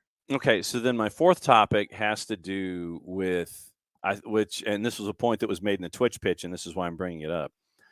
The idea of players, and Toronto did this with Nima Saghafi. Multiple Toronto players wanted to surround Nima Saghafi to give him, I believe in the South, it's referred to as what fur. And you have folks that get in your face. You got folks that want to sit there and say you're wrong, and there's finger pointing, and there's chest bumping, and there's yapping, all this kind of stuff. When it comes to 7-on-1, 8-on-1, but you're the one wearing the referee jersey, how do you handle mob scenes? How do you handle getting encroached upon in that kind of a situation? And when do you turn into a blackjack dealer, or when should you turn into a blackjack dealer and go, get out of my face, bang, bang, bang, bang, bang, everybody's getting the yellow? Yeah, Nima struggled with that. Again, I think Toronto just didn't respect it, and that's why I was so shocked that there weren't more yellow cards given in that game. And again, if you see that happening and you can take advantage of it, you're going to do it to intimidate an official. Well, I don't think Nima Saghafi is a fantastic referee.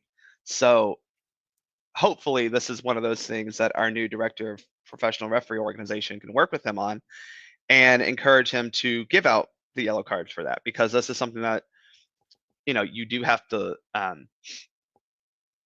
coach a referee to do. I mean, we had a kid, I was refereeing a tournament 3 weeks ago now, and I happened to have a break alongside another experienced referee. We were waiting to referee a final. And there was a game going on at the field in front of us, and it was a ref who was like maybe 18 years old. And a kid on a breakaway, the defender came back, kind of made a slide tackle, got nothing of the ball. Stepped stop the attacker from making it's not a denial of a goal scoring opportunity at that point. It's stopping a promising attack. But, when it happens right in front of the 18-yard box, it's probably a little bit more serious than just stopping a promising attack, And he blew his whistle, and the yellow card came out immediately. And literally the other experienced referee and I, we clapped and cheered because we were like so happy that this kid at 18 was not afraid to give a yellow card for what was clearly a yellow card offense. The problem is that we see yellow cards as some sort of like insult on your wife, your mother, your family lineage, going back 7 generations. The point of a yellow card is to give a caution, to say, hey, don't do that. And it's not just to that player, it's to everyone. And so if we're all under the assumption that we're trying to play soccer in a mostly friendly way, I think we're evolved as a human species to that now.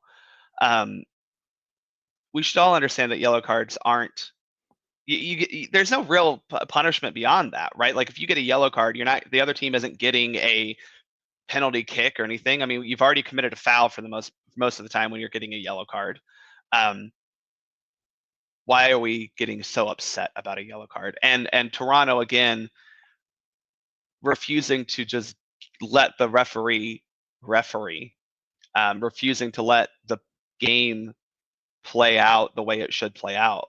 I really think that Sagafi should have been giving out yellow cards to them for their constant surrounding of the referee, which I know has been a point of emphasis by multiple leagues across the world, and I think maybe FIFA as a whole has tried to put an end to crowding that referee for those decisions. I mean, you can't get. I mean, I think the other problem is, and I see this at the level that I referee at, especially when you're talking about U12 and younger.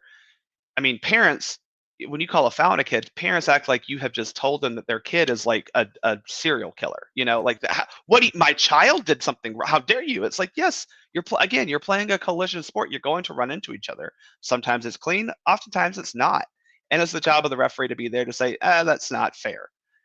But they act like a foul is somehow this like egregious, insult or criticism. And it's just like, no, like you're a player, when you fouled someone. So stop acting like the referee did something wrong by calling you out for doing something wrong. I want to play a piece of tape. And it all, it's like one thing triggers another, and I go down a rabbit hole. I guess this is how I know that it shocks you that this is how I'm wired with this show. I want to play a piece of tape that was from the beginning of the Gonzalo Pineda press conference after the match. And it was the first question that was asked by Doug Robertson from the AJC. And I want to get your perspective on it, once again, from the refereeing perspective, about the response that Pineda got when he was asking a question. So this is Doug Robertson of the AJC batting leadoff in the press conference from this past weekend. 2 questions. First, did you get any explanations from the referee about the push of Etienne in the box that wasn't called a penalty? And then Prada appeared to be onside on the shot that resulted in Giacomakis' goal. I was curious if you got a better explanation than I did on those 2 calls. I get the explanation of the referee is always right. That's what I got. So Do you after agree that, with that? I haven't seen the plays, so probably you have a better angle. And if you have it and you think it was a mistake, talk about it, because I can't. So. All right. So what I wanted to discuss was the conversation, not necessarily the call itself, because we talked about the call. But the conversation that a fourth official is having with a head coach in a league where the coach is trying to get an explanation, and the fourth apparently says that the official is always right. Should an official, or do officials, have these kind of challenging back and forths with coaches on a regular basis? Do you have any kind of back and forth when you're a referee, or and an AR with coaches in these kind of heat of the moment conversations? Do these heat of the moment conversations exist regularly from what you've seen? Oh yeah. And luckily, at the professional level, you have a fourth official there whose job it is to just be yelled at, I think, the whole game, and occasionally signal for a substitute. But other than that, that's the job of the fourth official has evolved to just the guy who the coaches yell at. Look, I think as a referee, you have to have a thick skin and understand that like coaches are going to express their opinions. There are, again, lines that can't be crossed. Understood. My general thought process is the referees or the coach is going to express frustration in the heat of a moment about a particular call, right? I mean, the two penalties that I think maybe Atlanta United probably could have, I wish VAR would have been a little bit more hands-on in those moments. Let's just put it that way. Yeah. Yeah, I'm sure Pineda, yelled, said, "Oh, what's that?" and probably threw a little bit of a fit. But for me as a referee, I'm okay with you getting upset about a call in the heat of the moment. Like that is going to happen, right? I mean, because there are Major League Baseball umpires, and they've been asked about what's the line for them.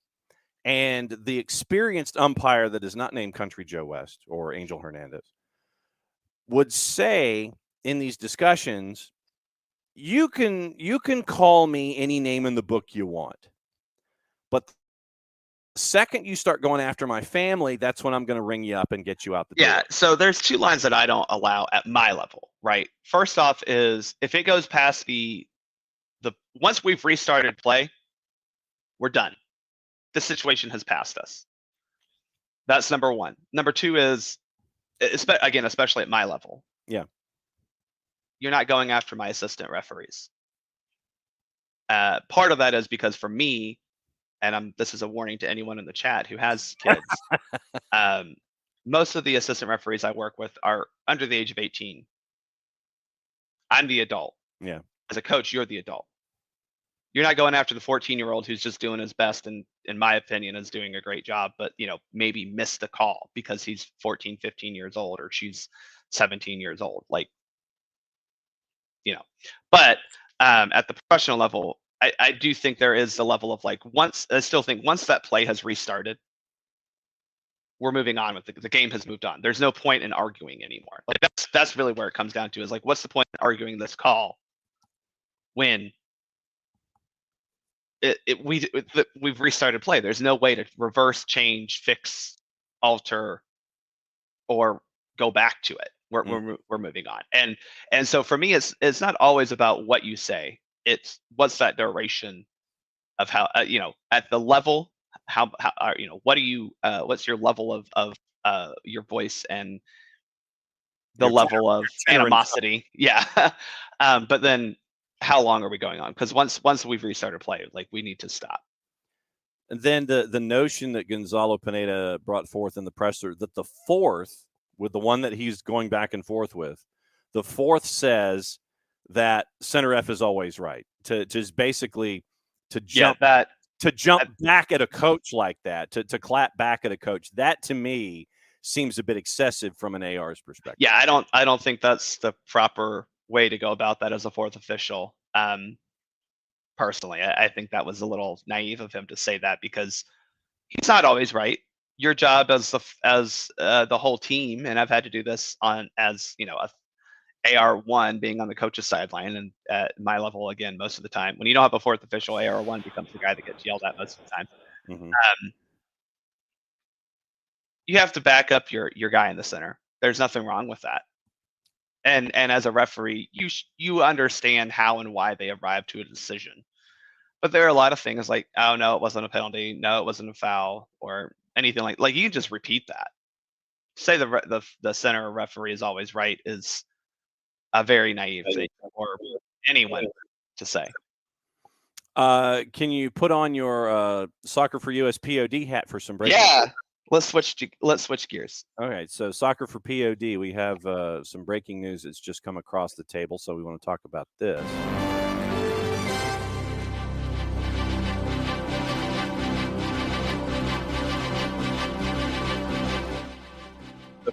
CONCACAF W Gold Cup will take place in the United States from February 17 to March 10 of 2024, according to the Confederation. Preliminary round, 3 groups of 4 teams. Qualification begins in September with all CONCACAF nations but the women's national team and the winner of Canada-Jamaica for the Olympic playoff. The draw for the road to the W Gold Cup is May 17. So we now have the layout for the first CONCACAF W Gold Cup, Bart. I mean, color me shocked that it's in the United States. I mean, I think overall the fact that we're having a separate women's championship tournament is really good. So, like, I think anything past that, I'm just excited for. I do like that CONCACAF is trying to get more of these qualification things involved, while also leaving out the teams like USA, Canada, Mexico, Costa Rica, that Panama, Jamaica, that clearly are. Again, I think I said this with the Nations League, where it's like, I know a lot of the lower CONCACAF teams are upset that these higher ranked teams get excluded from a lot of these qualification processes. Unfortunately for them, the reality is El Salvador is going to get better by playing Dominican Republic in a qualifying game for these tournaments. Getting an 11-1 blowout's not going to help you. The United States playing El Salvador is not helping you, either team. Yeah. So, no, I think this mirrors what they've tried to do with a lot of the other tournaments in CONCACAF. So that's cool. And the fact that it's in the United States, fantastic. Love it. And I talked about it also, and this is once again your Soccer for US POD hat. How are the travel plans coming, by the way, for Australia? Actually, pretty good. I think we figured out a way to stay, to find a place to stay and enjoy all that New Zealand has to offer without spending a whole lot of money. So this is it's exciting. And I know that I want to talk about other stuff going on, but quickly, once again, I hit my breaking news sounder, then the news starts to break, so I got to hit it again.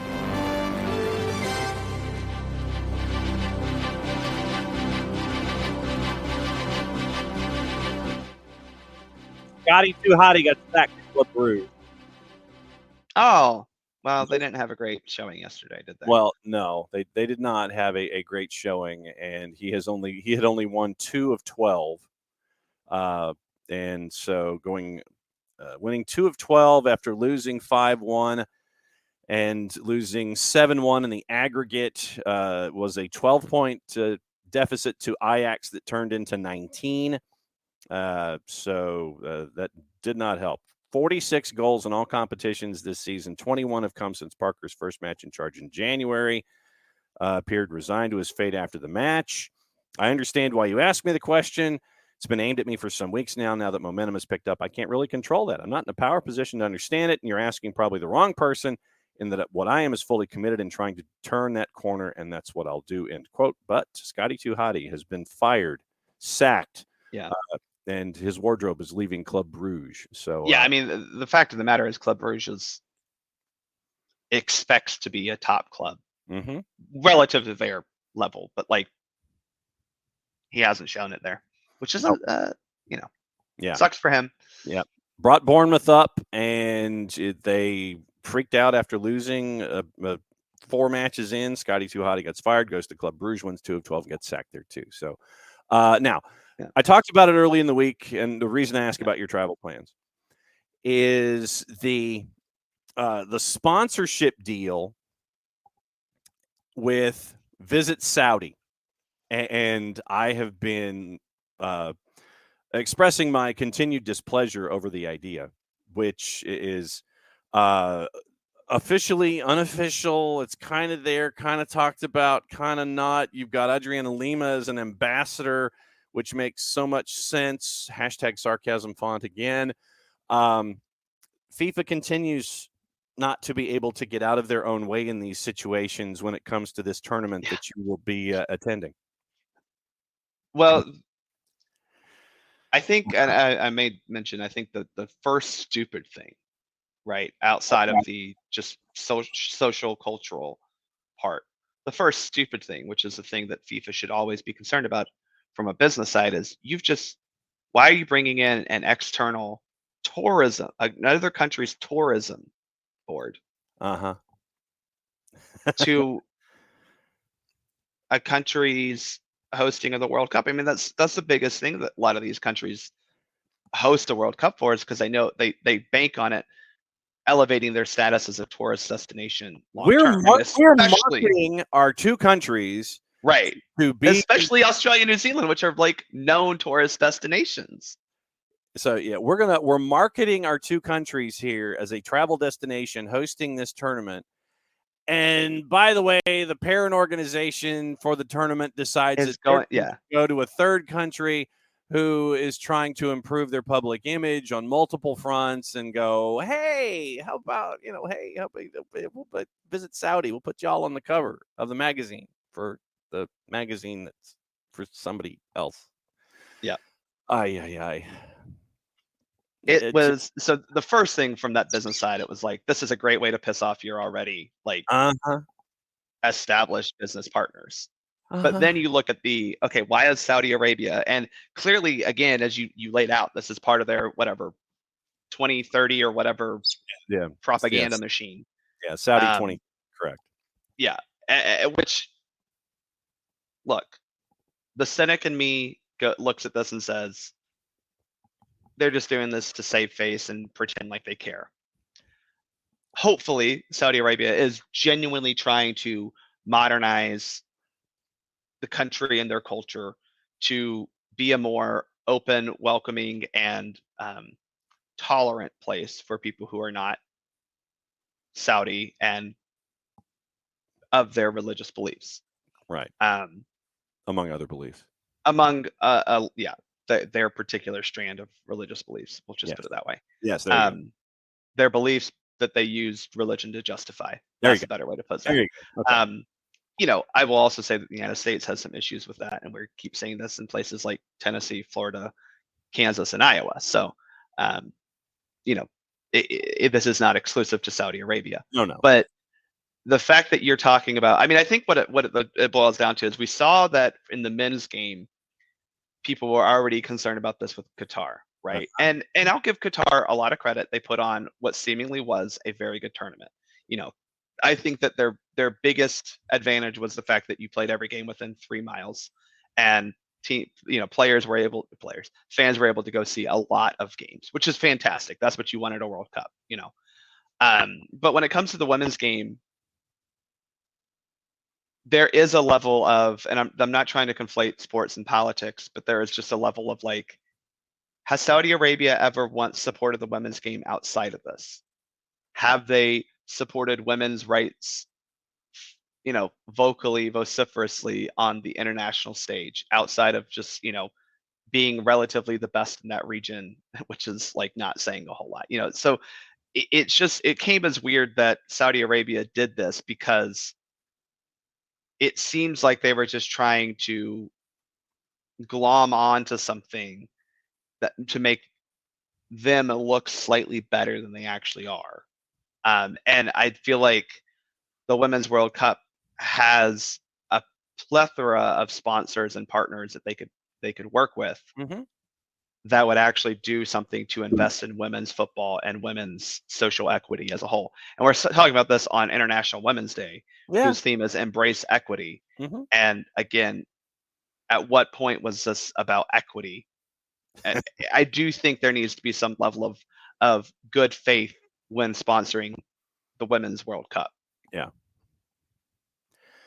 So the tone deafness down here seems to be exactly that, John. It's just tone deaf. Yeah, and again, none of us are shocked that FIFA did a tone deaf thing. No, not a bit. Let's see what's going on with you and Soccer for USPOD. When's the next current event that you're looking at? The problem is, to be quite honest, the people that I usually like to record with are two of them are coaches. One is the dad of a teenage daughter, so they are a little busy right now with soccer. What? One is a high school coach, one coaches youth league, one, and then again one is a daughter of or a father of a youth player. So they're incredibly busy. Shockingly, I'm the not busy one. What? So we're trying to figure out what works best for all of us, and we'll have an episode as soon as we can get that. So Coco's wondering, said that you didn't find a half price Verbo in New Zealand? No, actually, so we're looking at renting a camper van. Oh. Because for the most part, we're only staying on the North Island because that's where the U.S. is playing. If we want to go anywhere else, we can take a short flight. Or in this case, now we have a method of transportation around the island, as well as now place to sleep, knocking all those out. So that's the current solution that we think we've identified. Also allows us to see the beauty of New Zealand without having to make extra trips, because that is one thing that I appreciated about France, being able to travel via train everywhere. Was seeing the countryside was really cool. Yes. You know, taking the train from Paris to Grenoble was beautiful. Quite honestly, it was a really fun trip. So, well, you know, selfishly, as long as your Wi-Fi works and your MiFi is exactly, okay, exactly. that, you know, when you're down there for the tournament, you know, you've got to do all the shopping for the rest of us. You've got to ship it home before you hop on your plane to come back. And you see how my mind works. It's like, okay, so you're going, so you've got to do all the shopping and ship it ship it separately and all these kinds of things. Make sure the MiFi works. Make sure your batteries are charged, because from a selfish standpoint, I know that you're looking forward to going down and watching matches. I'm looking forward to your camera being on and you doing your segments from there for the show at like 3:00 in the morning when you're coming back on. Yeah.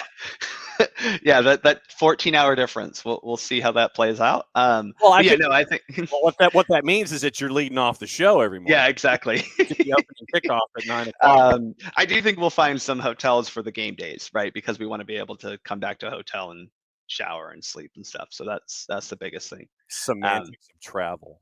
Yeah. But so in France, we had a centralized Airbnb with like 10 people. So that definitely cut down on the cost, right? The problem is, unfortunately, with New Zealand and Australia, it is harder to find a centralized Airbnb that then allows you to go to other outside of the U.S. games, which, you know, I'd want to take in the sights of New Zealand for sure, but I'm also at a women's, you know, I'm at the World Cup. I want to go watch the World Cup. What? You know, look, I'm in New Zealand. I'm here to watch soccer. Anyway. Yeah, I mean, you can do both, but we're there to watch soccer. So, you know, like we want to go watch England play. We want to go watch. I think we've identified the Spain. Oh, is it Spain Argentina or Spain? No, Spain Japan is the final match in that group, and it's the day before the US's final match. So that's like one of the games that we obviously want to go watch, because Spain is everyone's favorite team, because they have accomplished literally nothing at the women's international level, but they are the most hyped team in the world. So we want to go watch them hopefully lose to Japan. I mean, go watch them play Japan, a team that has won a World Cup. Oh, wow. But gets overlooked for Spain just because Spain has a bunch of players from Barcelona who also, by the way, play in a league that is not even fully professional. But I digress. Yes, you digress. And yeah, it wouldn't surprise me if Homari Sawa comes out of retirement and plays until she's in her 60s. Oh my goodness. John, now that I'm like multiple years removed from this, right? I think back about me being able to go to the original Atlanta Beat games from 2001, 2, and 3, and reminisce on all of the talent that was on that field. And I think at the time I never realized it, because I was like, 10, 11, 12, 13 years old. So I wasn't aware of like the enormity of the game and like everything. But like, you had Brianna Scurry-Goal, who me as a U.S. fan knew who she was, right? Yeah. Obviously. Yeah. Cindy Parlow up top. You did. Again, U.S. fan knew who she was. But then that midfield of Hamari Sawa and Soon Win. And you're just like, I watched two of the greatest soccer players ever play soccer, right? Especially during their time period. And then you add on to the fact that, there's Charmaine Hooper up top as well, who up until Christine Sinclair was probably the greatest Canadian women's team player for that nation.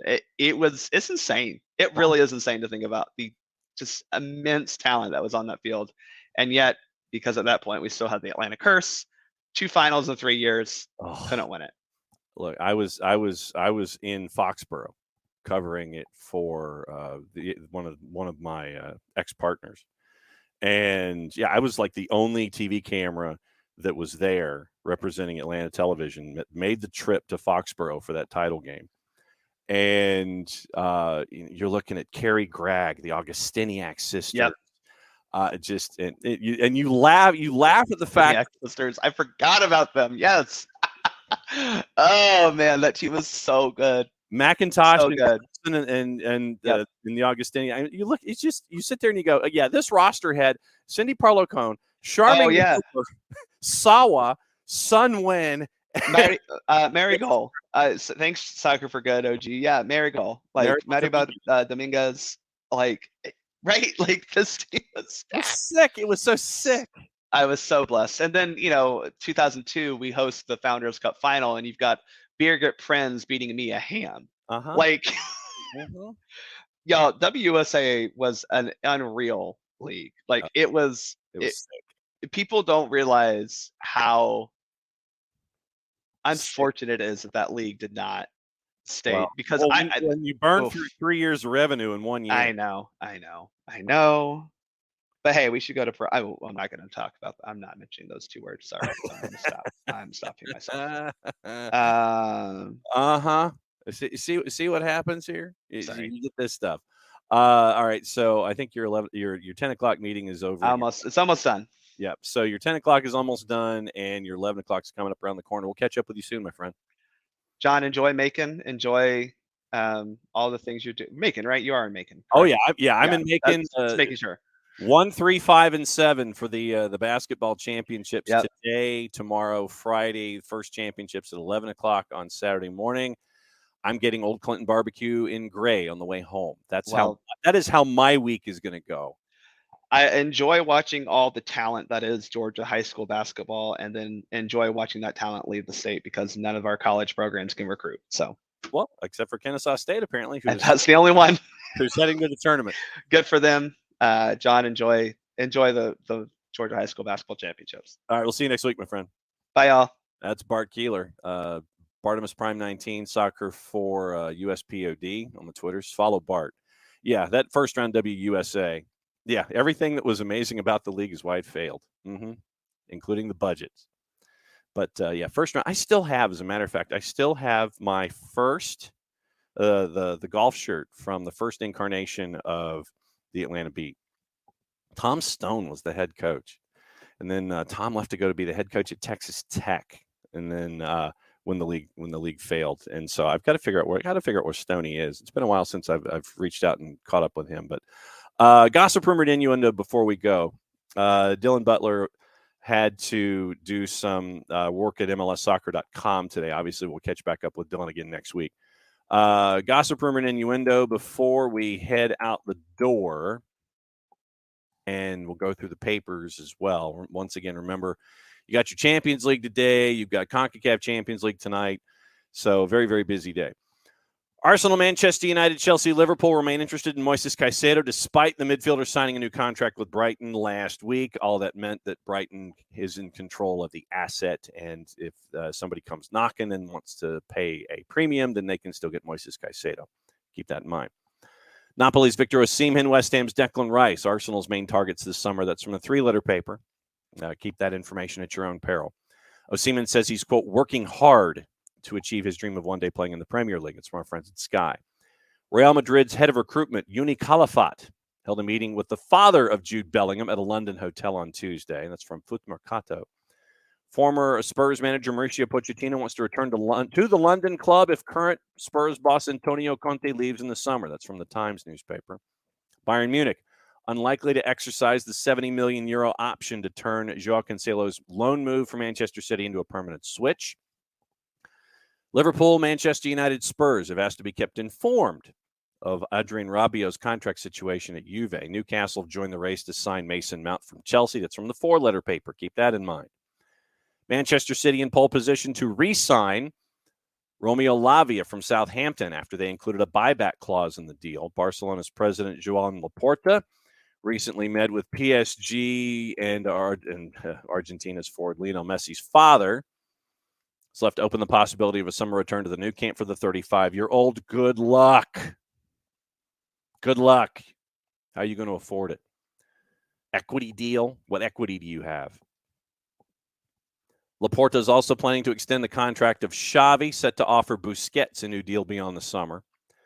Barcelona also aware that Marco Asensio, who will be out of contract at Real Madrid in the summer, would be willing to listen to an offer from them, while Arsenal, AC Milan have spoken to the 27-year-old's camp. Liverpool and Spurs have sent scouts to watch Benfica's Antonio Silva, 19, and 23-year-old midfielder Florentino Luis.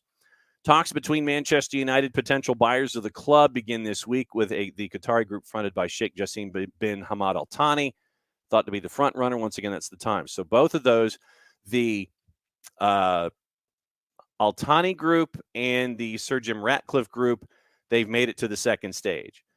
Al Thani and Ratcliffe do not have to be present in this particular round of negotiations. They've just been notified, yeah, you're cool, you're advancing. So it's still not where both of these groups need to be sitting at tables yet. But yes, they've made it to the next round. The next round of staring at finances. Ajax and Jurrien Timber, a former Manchester United target, says he will consider his options in the summer. Brighton and Nice interested in signing Reece Nelson when his Arsenal contract expires this summer. Liverpool owner John Henry says his commitment to the club is stronger than ever, but adds any transfer spending this summer will be done in a responsible manner. Chelsea technical director Christopher Vivell is a big admirer of RB Leipzig's midfielder Dominik Szoboszlai. Chelsea have entered the race to sign Frenkie de Jong from Barca, ready to pay the €80 million clause for the 25-year-old Netherlands midfielder. That's from Fischajes. Juve have already made 23-year-old Italy striker Moise Kean's loan deal from Everton into a €28 million permanent transfer. The number of minutes per dollar is quite expensive. England hope to convince Newcastle's Elliot Anderson to switch to Scotland for his national team play. That's from the three-letter paper. From the four-letter paper, Everton owner Farhad Moshiri has decided against selling the club, Tom Russo, as he is concerned that could attract scrutiny from the government because of his links with sanctioned oligarch Alisher Usmanov. American investment fund MSP Sports Capital is expected to take a minority stake instead. But once again, that is from the four-letter paper, Tom. So take that information at your own peril. We're going to go and check the papers at Sky before we go. Once again, y'all, thanks for hanging out with us, as you always do. Yeah, Coco, 2 for 12 just ain't it for Bruges. That is absolutely the truth. And let's see.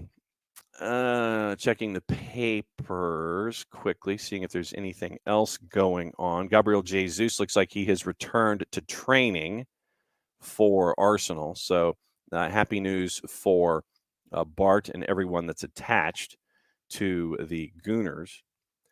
Let's see.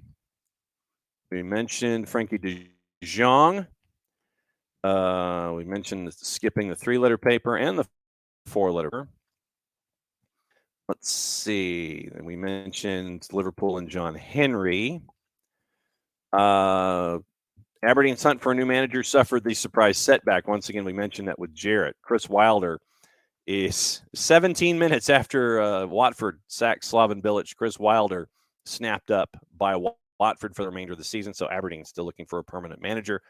Kieran Tierney is open to joining Newcastle if his Arsenal exile continues for the rest of the season. And Antonio Kolak has urged Rangers to keep the head in Easter Road Cauldron on Wednesday and ensure that only chaos is in Hibs' defense. So there's all of that stuff. So that is a show. And once again, we'll be back at it again tomorrow at 11:05. Reminder, Will Pelagic will be with us 10 o'clock hour to discuss everything Charlotte as we continue to get closer to Charlotte and Atlanta United. So Will's going to join us tomorrow morning at 10. So Thursday thoughts, whatever's on the table, we'll go through all of it in the morning. We'll have Champions League to talk about. We'll have CONCACAF Champions League to talk about. I don't know how we can top what happened yesterday. It is the morning. with Violette, the team that hadn't played in 289 days, knocking off Austin FC in the Dominican Republic.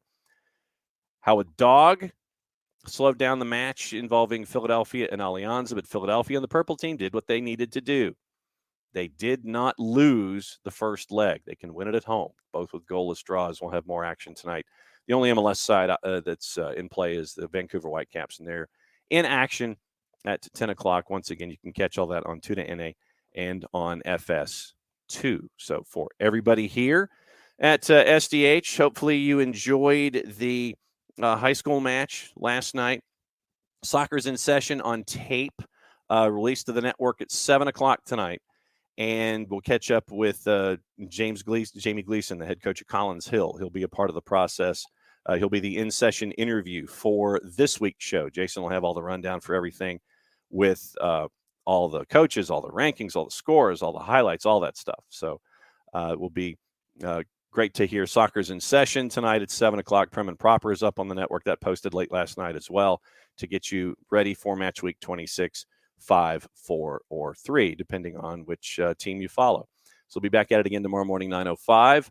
I'm heading to the Macon Coliseum. GPB Knowledge for your digital tuners, the app, the web, social media platforms. It's all over the place. So we'll be broadcasting the basketball championships all weekend long, and the first broadcast is in 2 hours. So it's time for me to go. So for everybody here at SDH, for Jason, for Jarrett, for Nick, I'm just John. Thanks to Bart Keeler from Soccer for US POD for hanging out with us. It is the end of the show. Play it safe, everybody. Mucho platial. That means I get to do this. We'll be back at it again, 9:05 tomorrow morning. Here's your out.